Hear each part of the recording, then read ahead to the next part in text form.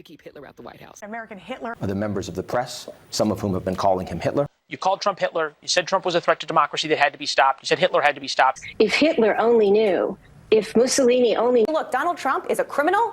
He's a threat to democracy. To confront the threat posed by Trump's promised MAGA authoritarianism. The threat from Donald Trump to democracy. I believe Donald Trump does present an existential threat to our democracy. He is an existential threat to the democracy. Recognize that Donald Trump is an existential threat to our democracy. That looming threat to democracy. The biggest threat to democracy, Donald. We got to focus on the greatest threat to American democracy that we have ever seen, and that is in Donald Trump. Constitutes the primary threat to freedom and democracy at home. Donald Trump. Seriously. Donald Trump uses phrases like he's going to eviscerate the Constitution, he's going to be a dictator on day one. It is clear from John Kelly's words that Donald Trump is someone who, I quote, certainly falls into the general definition of fascist, who in fact vowed to be a dictator on day one and vowed to use the military as his personal militia. If you don't want to be called Nazis, stop doing... You're called an anti-Semite. You've been called an anti-Semite more than anyone else's table. Yeah. And people will sit there and... No, by me. I never called you an anti-Semite. Okay. I mean, I'm not sitting here saying I'm a supporter of the Palestinians, so I'm used to it. Yeah, I hope your beeper doesn't go off. The thing is... I can't tell based on the clips that I just posted there. Donald Trump won the 2024 presidential election. We have a lot to talk about the election in general. Still have some races out there to be decided. And to me, it's all very interesting. Again, we're going to talk about all of that when it comes to presidential. We're going to talk about some of the interesting demographics that came out of everything. We're going to talk about the states that flipped. We're going to talk about consequences of an election and some of the rhetoric that you just heard in those clips there. I'm Sal Asante. This is We the Patriots Podcast. Could not be happier to have you with us here today. Let's get rolling.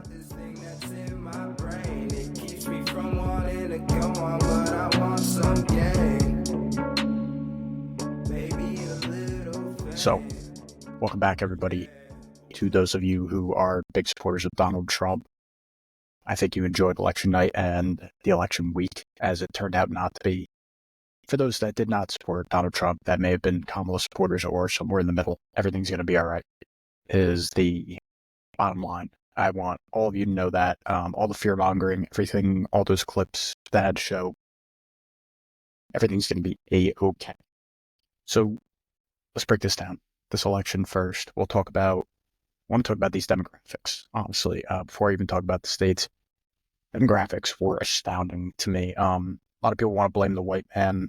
So the white man and the white woman were the two majority groups, very heavily majority groups that voted for Donald Trump, and that's absolutely true. The exit polling that I'm seeing, this according to CBS, post a link here in the description, shows that men and women in general, there was a massive gender gap here. You have a 10-point gender gap, actually. 55% of men voting for Trump, 45% of women voting. It's pretty serious. Now, what some people were expecting, and actually it is pretty astounding just how many minority votes Donald Trump was able to grab. This is where you're seeing some of the mainstream media kind of attack, specifically Latino men. Latino men went out and voted for Donald Trump at a 55% clip. Latinos in general, I believe, voted somewhere in the ballpark of a 48%.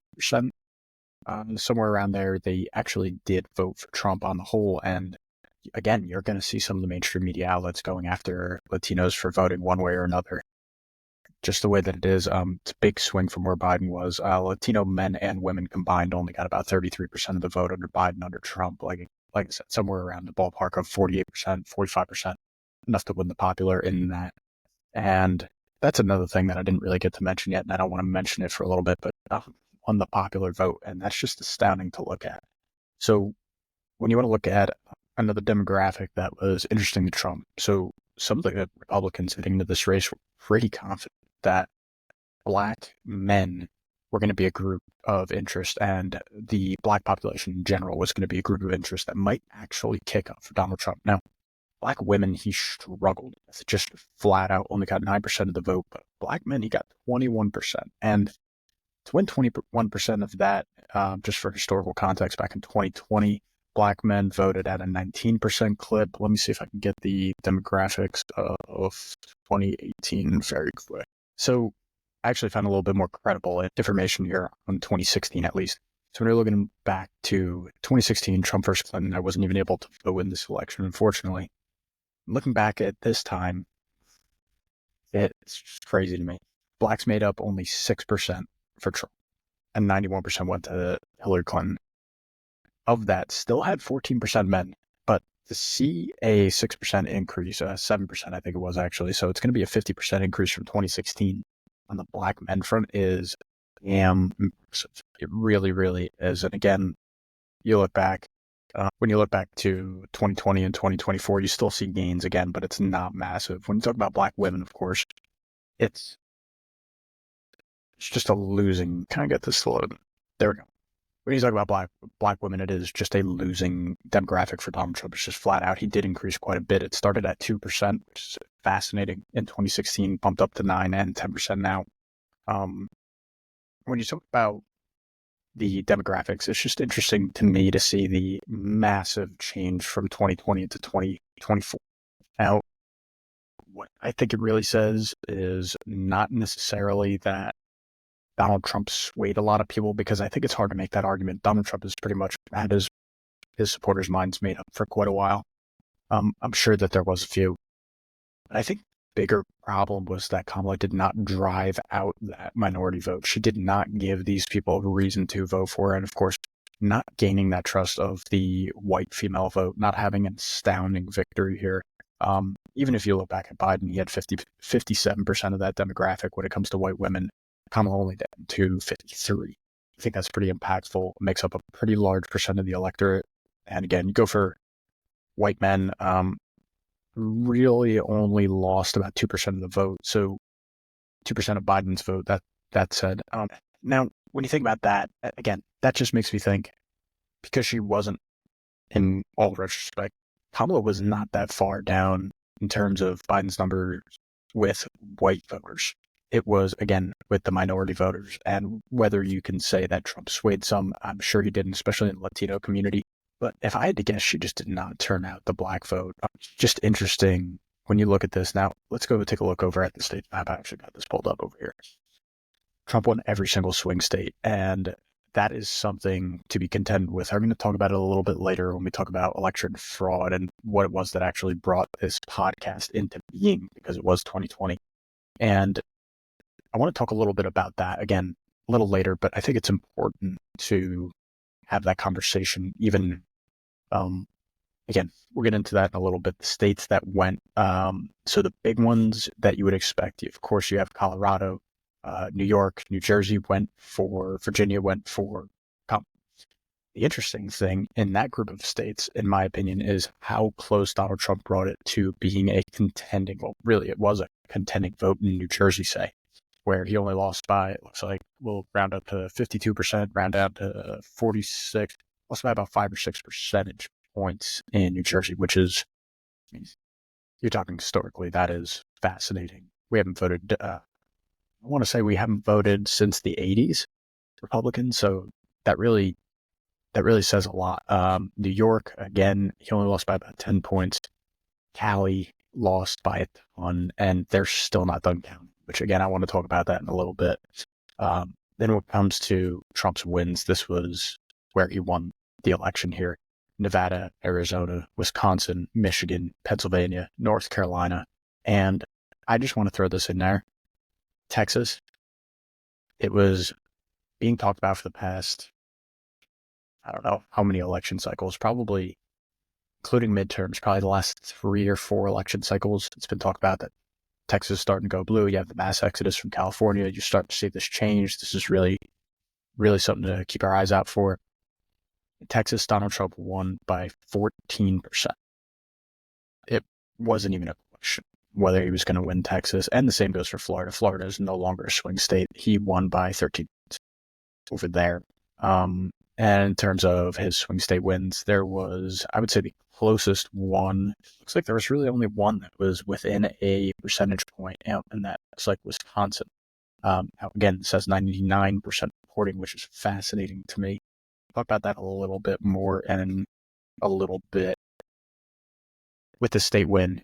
you're looking at Trump now confirmed at 312 electors going his way, and only about 226 devoted to Kamala. It's a pretty clear-cut win when you look back to, say, 2016. If you look at 2016, you have a 304 to 227, so a little bit smaller of a margin. And even if you look back to 2020, what sites come up there? When you look back to 2020, you have a very slim margin, 306 to 232, in comparison to, I shouldn't say that. You have a relatively slim margin, 306 to 232. So Donald Trump wins by a little bit more than what we've become used to. I think the biggest landslide is probably Obama in 2008. Let's see, the 2008. So if you go back to 2008, Obama really wiped the floor with McCain. It looks like 365 to 173. It wasn't even close. That is probably the most landslide election that we have had in our recent memory as Americans. Again, obviously, since I couldn't vote in 2016, I couldn't vote then either. That was before I even woke up to politics. Let's just put it that way. So every election of my really conscious lifetime has been nail-bitingly close, relatively speaking. This one was kind of a blow.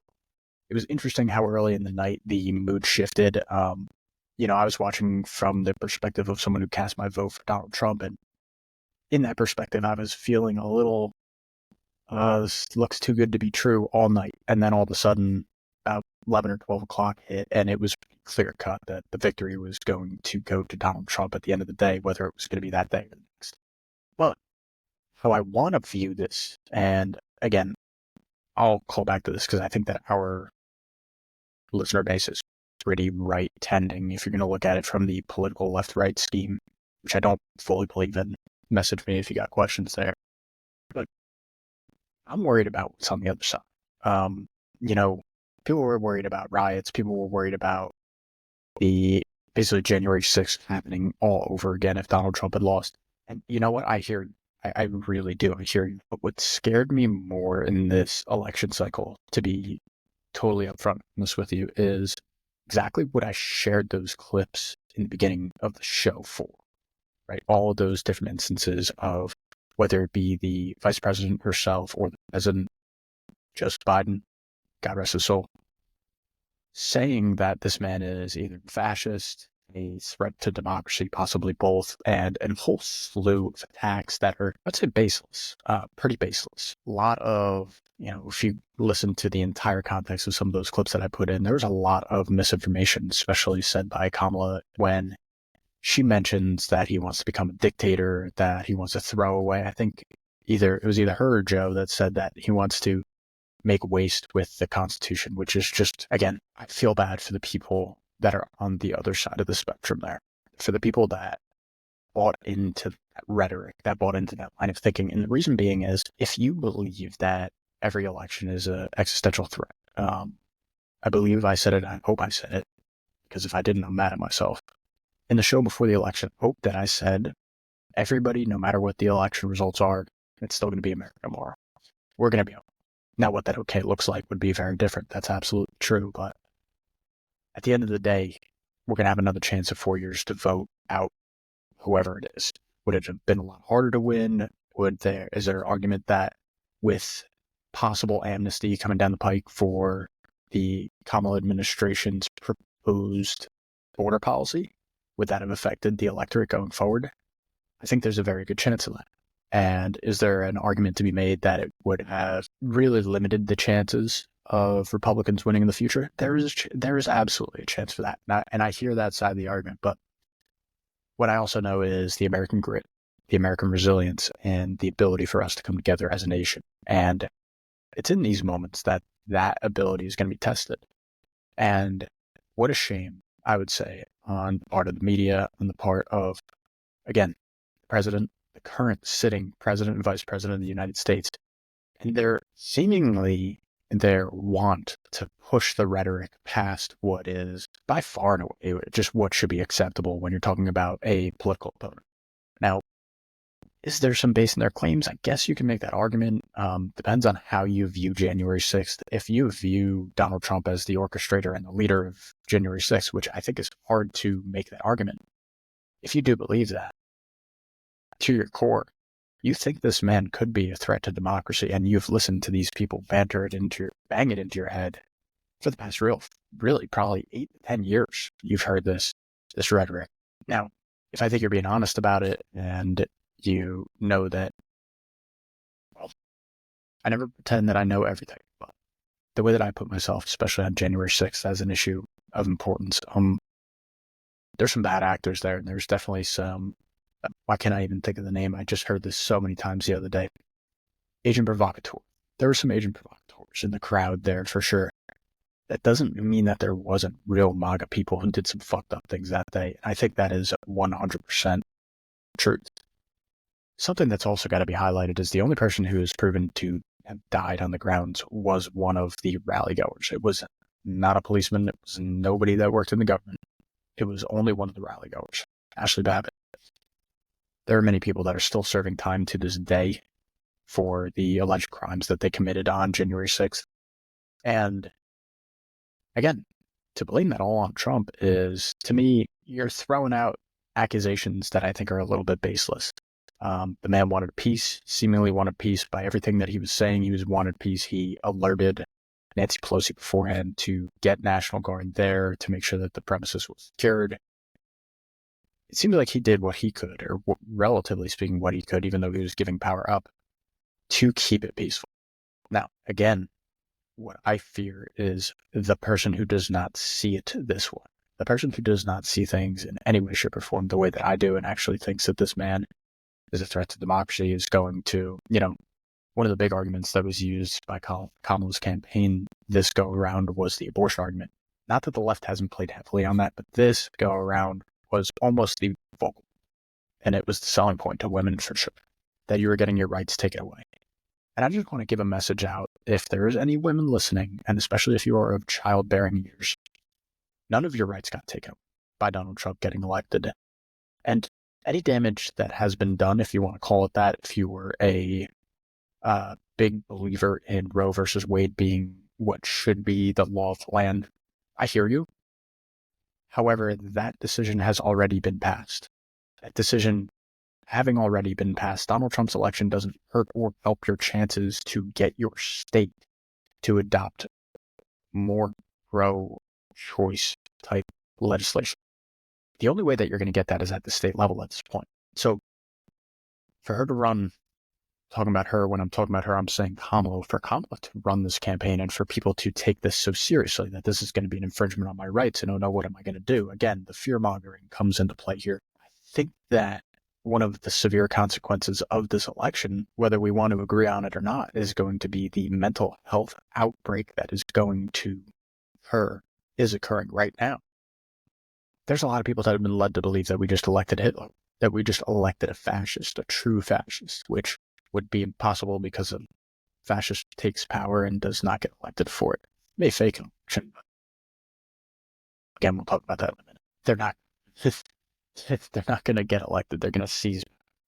Now, what happened with Trump is a revitalization of his 2016 campaign. Wow, that was good. 2016 campaign, a resurgence in energy, and to be honest, a very dialed in campaign. In those last couple of months there, he was definitely spewing shit a lot when Kamala was first chosen to slip in instead of Joe. And I think he dialed it in. And you saw him go on to Rogan. You saw him go on to many different podcasts. I think he went on Milk Boys, he went on Andrew Schultz, Joe Rogan. You saw J.D. Vance put himself out there to the mainstream media and then get on something like Rogan, other podcasts as well. I think he did Theo Vaughn. The amazing part is that Kamala was given the same opportunity. And I think by law, she even had to be given the same opportunity. The only issue is her campaign would not allow her to do that event. Now, whether that's her decision, she really wants to be with the people like she claims, or she's making real inroads. Okay. It's hard to make that claim when she apparently spent millions of dollars setting up a on-the-spot set for Call Her Daddy and producing this, which was a subpar podcast, by the way. I believe it was only like 20 minutes, which was embarrassing. They're not partisan coming out there. But to dial it back in, the inability for Kamala to get onto a show like Joe Rogan and let her ideas spill out like Trump did, whether you like it or not, his ability to stay in the zone for that long, go to a rally right after, is really fucking impressive. And it really pales in comparison to the Kamala campaign and their misuse of funds. This is another thing that I wanted to talk about before we talk about fraud, because I think we'll end the show there. It's a pretty serious topic. I think it's got a lot of merit from both sides of the table right now. And yeah, I'll just leave it there. But let's look at campaign spending here. I want to make sure I have my figures correct. Okay. So I just want to give a fair warning that this website claims to be legitimate. I did use this website a couple of times to verify what our spending is. This website splits it into just two different types of spending. So you have the candidate committee money, and this money, of course, coming from PACs, coming from their actual party. And then you have outside money. And you have money coming in from outside donors, people coming in, and I assume that's going to be international investments as well for both candidates. Total spending of this campaign far surpassed anything that I've ever seen before. Total spending was somewhere in the ballpark of $2.5 billion. Now, Kamala's campaign spent over $1 billion worth of committee money, and it says allegedly $650 or so million worth of outside. Donald Trump, in comparison, had roughly 700 million in outside money, and in comparison, a very little, 380 million from the committee. What I find fascinating, again, when I brought that dollar figure up about the Call Her Daddy podcast, I didn't say that for nothing. The mismanagement of funds by this campaign alone, talk about anything else, but the mismanagement of funds, the inability to, I think, make good decisions and put her in a place to succeed. It should be studied as one of the biggest failures, I think. Inability to really generate good content that made people want to engage, that made people, like, I am the type of person at this point in my life where I really want to believe in the better half of everybody. And I want to see everybody's point of view. I want to try to hear you out. And if Kamala had just given me anything, I mean, Joe Biden was a dead horse already, but Kamala gave me anything to bite on, something that was really genuine. I'm not talking about like copying Trump's policies or sounding like a border hawk when it's clear based on being deemed the border czar and failing miserably. You're not going to be as strong as Donald Trump on the border. That's just a fact. Now, when it comes to other policy suggestions, though, things like tax on tips that she just robbed from Trump, again, the border stuff, what she claims to be a flip-floppy position depending on who she's in front of in terms of the Israel-Palestine war. These are all different things that I think were major errors. If you're running to the left, you run to the left. If you're running to the middle, you run to the middle. But it's hard to run to the middle when what we're going to be what everybody in their mind is looking at is a ready left-wing sitting president and presumed next 4 years under the Harris administration, Harris Walls. So, with all that said, I am worried about the mental health of a significant portion of this country. And if you need help, just know, I know there's some dickheads out there that are posting some stupid shit that are on the right and allegedly have some text messages going out, which I believe are probably people that are a little sinister and trying to cause outrage. But there's some disgusting things coming out of some people on the right. But to be totally honest with you, again, if you're still here and you are somewhere on the left and you need someone to talk to, most on the right are willing and able to talk about their positions, why they voted for Donald Trump, and not just be a rah-rah cave. If that's the person you're talking to, I apologize. I don't think that person can articulate the position that we as Americans have all been put in trying to choose the better choice between Kamala Harris and Donald Trump. I think most conservatives, if given the opportunity, could pick a lot of people blindfolded and without a search engine that they would rather have as president than Donald Trump. But the issue is he was on the top of the ticket. And when you need to make that argument to yourself, to your inner monologue, and who you're actually going to vote for, and when you've watched the last 4 years of administration go as poorly as it has, it's hard to not make that decision for something that we all know was the better source of almost everything in terms of happiness, well-being. It felt like community even was stronger under Trump before COVID. I preface everything with Trump before COVID because I think during COVID was some of the biggest mishandling of an event ever. you can get aside that. And if you're on Left Again, if you need someone to reach out to, hit us up, hit anybody here up. All of our followers should be very based people. I would be very disappointed if the people following this podcast were not somewhere in the ballpark of the middle of the road, at least able to talk like we're in the middle of the road, because at the end of the day, again, we're all Americans. Got to move forward some way, somehow. And we need to move past this rhetoric where it becomes this person is the end of democracy, this person is a communist, this person is a fascist. And we need to get back to the roots of understanding that the other person is just trying to fix the problem with a different implementation of a solution that might not have been thought of or might be deemed as inappropriate by your side of the aisle. And being okay having that conversation to meet them. To close out this show, we're hitting right around the 30-minute mark, and I do not want you people to snooze, even though you probably already did. Let's finish off talking about fraud. I have seen no shortage of claims from people on the left all over X, formerly Twitter, all about where are missing votes from 2020? This is a fraud. Why are certain people getting votes down ballot and Kamala's just losing in these states? Something is wrong.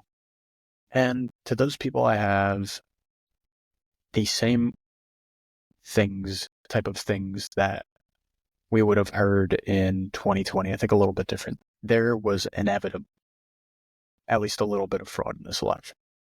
Which way it swayed the vote, I don't think we'll ever know, and I don't think it's worth anybody trying to chase. I'm of the opinion that these very long, outstanding ballots, like I'll go back over to this map and just take a look here. For example, we have California. This is reporting over a week out now. California only at 76%, Oregon only at 87%, Washington at 92%, Arizona at 93%, Nevada at 97%, Utah at 86%.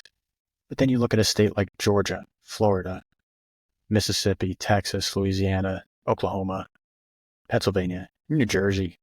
New Jersey ain't up there, but all those states except New Jersey had a 99% recording rate on their ballots, whereas New Jersey even 94%. And to that, I'll point out, yes, every state that I mentioned in terms of California, Oregon, New Jersey, yes, they're all liberal, but I think there's a broader point to be made there. Forget about the liberal and the conservative. Not having an efficient system to count the votes leaves so much ambiguity.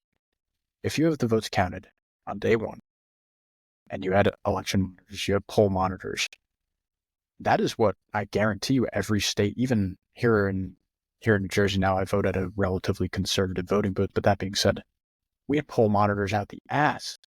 Everybody was making sure that nobody was doing any tomfoolery. Now you didn't need voter ID, which was interesting, but even in that scenario, if all the votes are counted, it's very hard to complain that the vote was rigged. When you have votes that are extending out, like we were waiting on, for example, the results of Nevada and Arizona, which are confirmed now, but presidential results were not confirmed. And even still, the House and Senate seats, that's a lie. The Senate for Nevada was confirmed to be Jackie Rosen over Sam Brown, but the Senate in Arizona is still out to pasture. The House seats in Alaska, California, Iowa, even Colorado, Maine, there's a bunch of states that just done reporting. And to me, if I was in your position and you're questioning the results of the election and you're on the left and you're really adamant about where are missing votes and you think that it's a scam and you can't think about these down ballot things, tell me it does not make you question things when the vote's just taking and dragging out days and days and weeks and weeks. We get past 2 weeks and not all these votes are counted. I don't really know what to tell you. There's no way there's no fraud in there because it's just got to go. It's to be. No. What that fraud is, whether it's some guy who's just, I'm not a fan of the way this guy wrote his name and throws it out, or it's something more sinister where somebody sees a certain vote, changes it on the Scantron, whatever. There's a ton of different ways that fraud can happen. And it could be a lot more sinister than even I just brought up. Could be talking about ballot dumping, which has been alleged even in this election against the Democrats. I ask you just to take a step back, realize that politics is a really dirty game. Again, I call back to 2020, and Andrew can verify this. This is the reason that we started this podcast. Now, we've been talking about it for years in advance, but the whole reason we started was because we were pissed about 2020. We really did not at first think that everything was going the way that everything said. You had the suppression of the Hunter Biden story at the time. You had just a full media hit job on Trump, which happened in 2016 as well. So it wasn't like anything that we weren't accustomed to. But that being said, we were very unhappy with the results of the election. Come to pass, and I'd become pretty comfortable with the results of the election. Was I happy about them? No, but we learned a lot. And going through all this and having some of the people on that we did, it's been fascinating to try and learn from all these different perspectives. But if there's one thing that I could just say, if it really intrigues you enough, if you are that adamant that Kamala Harris did not lose this election and you think that there's a valid point to be made, go do your fucking homework. I implore you, because not only will you feel better about yourself, even if you're wrong or if you're right, you're going to feel better about yourself having chased the information. And not only that, getting to a conclusion, not having that as a constant question in your head, even if you don't want to do the research yourself. There's so many people that are pissed about this. Somebody's digging into it. Somebody's looking into it, and wait for their response. Wait for them to read it. Read their information. Now, caution you by warning you that when it comes to election fraud, like it was with Donald Trump alleging it in 2020, after 2020's election, there's going to be a lot of just bullshit. There's going to be a lot of stories that go, oh my God, this is bona fide proof. And then you come to find out that the source was totally bogus. They staged the event, even if it did take place, and there's 9 holes in the story. Take your time, read everything that comes out. See if you have a case, right? Because I'd be of the persuasion and thought now, at this point, that, in my opinion, forget about voter fraud. Kamala just wasn't a good candidate. She did not drive out the vote. And because she did not drive out the vote, she lost an election that was winnable. She had the media behind her, talking about left-wing mainstream media. If you're not willing to at least admit that there is a bias there when you talk about CNN, CSNBC, ABC, all of these different outlets that are not Fox, basically. If you can at least admit that there's a bias there and you realize the machine that, how many times you've seen the video of 52 different talking heads saying the same exact speech to you as if it's not a robotic thing. If you can come to grips with that, you might be able to come to grips with the fact that maybe, just maybe, like Hillary in 2016, Kamala was a flawed candidate. And not because she was a woman, not because she was black, because people were not satisfied with the last 4 years of administration. Going off of the last 4 years, the way that Kamala was going about her campaign and her inability to describe how she would be different from Joe, what she would be able to move on from, and policies that she just wasn't a fan of, coming all the way down to the decision-making in Afghanistan and saying she stands by that 100%. I think you had a failed candidate, and you had, and again, I'm talking to the people on the left here, if you really believe that Kamala lost this election fraudulently, not based on any sort of reality, just go do your research. Go see if you could find that rabbit hole. Because, again, you are going to come to a conclusion. You're going to say either this is fruitless or I found something that's worth my time, and you will be a hero. Go and do it, right? That's what we try to do with this podcast. Not that we were searching for the answer every single day, but having the conversation, being able to be willing to get this information out or try to have different people weigh in on it. And what it brought us to was a sense of civility, a reason for living in this country, a reason to want to continue to talk and expand this conversation to more and more ears. So stop rambling to make this show complete. I wish the best to America. I hope that Donald Trump can take this opportunity and what seems like a mandate. I didn't talk too much about the other houses. Maybe I'll talk about them, but honestly, I'm done with this election. I'll just mention them here. The House looks like it's going to be a very slight majority. The Senate looks like a 4 or 5 vote majority.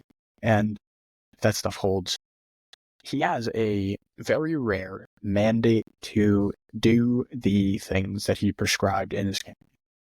And if he's able to get those done, when you're talking about deportations of criminal illegal aliens, now that might sound like a faux pas, but I mean it. People who are seriously committing crimes in this country, daily, weekly, maybe even yearly, violent criminals, get them out first. Clear the deck. Try to see what that does to the economy and adjust from there. Maybe you have a much stronger border and the border wall gets complete with more agents at the border. Bravo. Good on you. Maybe we're talking about dismantling the Department of Education. Okay, cool. What is it? What's filling the void? What's going to get us to the point where we're seeing our schools thriving on the world stage again? And I can go on a list and on, but Trump has an opportunity here to follow through on what he said would happen in the campaign.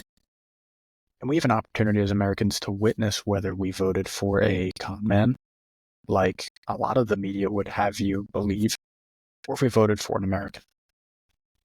And if we voted for an American, I think we're in a pretty good place as a country. And if we voted for a con man, it'll be pretty easy to tell, and he will be making a whole lot of enemies in Congress, let me tell you. Be ready. 2025 is now coming in. We will be seeing a President-elect Donald Trump become president again, the 47th president of the United States. I wish him well. I wish you all well. And I wish the country so much luck. And I wish us prosperity in the future. And a turning point has been reached, I think. Again, with the rhetoric, I think is the most critical. Turn the country's volume and hatred down a little bit. Let's bring our at-the-throat comments to the other side down to a minimum. I think we're going to see this great country that we all know deep down is here. We're going to see it flourishing. I've been Sal Asante. This is We the Patriots Podcast. Give us a follow. Give us a share. I'll catch you guys on the other side. See you next week. I want to be something, not nothing. Trapped inside my dream and I'm running away from these demons. But the feeling's so good, I'ma keep dreaming.